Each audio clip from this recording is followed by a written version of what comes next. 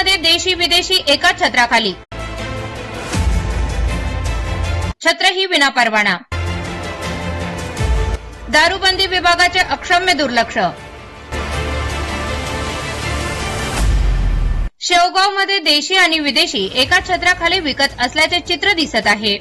एवढेच नाही तर हा उद्योग ज्या छत्राखाली चालू आहे ते छत्रही विनापरवाना आहे। त्यामुळे शेवगाव तालुक्याकडे दारूबंदी विभागाचे अक्षम्य दुर्लक्ष असल्याचे जाणवत आहे। अगोदरच बनावट दारूचे मोठे रॅकेट शेवगाव तालुक्यामध्ये असल्याबाबतच्या बातम्या प्रसिद्ध झाल्या होत्या। त्यातच देशी आणि विदेशी दारू एका छत्राखाली विनापरवाना विकत असल्यामुळे आश्चर्य व्यक्त केले जात आहे। गेल्या काही दिवसांपासून शेवगाव तालुका बनावट दारूच्या बातम्यांमुळे गाजत आहे।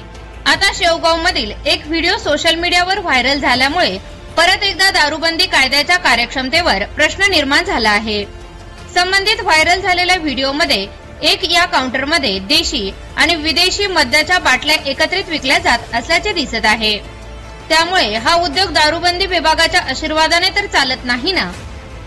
या अवैध दारू धंद्याचा शेवगाव तालुक्यातील आका कोण, याबाबत आता प्रश्न विचारले जाऊ लागले आहेत। या संबंधित व्हायरल व्हिडिओ संदर्भात दारूबंदी विभाग काही कारवाई करेल का परत याही प्रकरणाला गुंडाळण्याचा प्रकार दारूबंदी विभागाकडून होईल का, हे आता अनउत्तरित प्रश्न जनतेच्या मनात निर्माण झाले आहेत।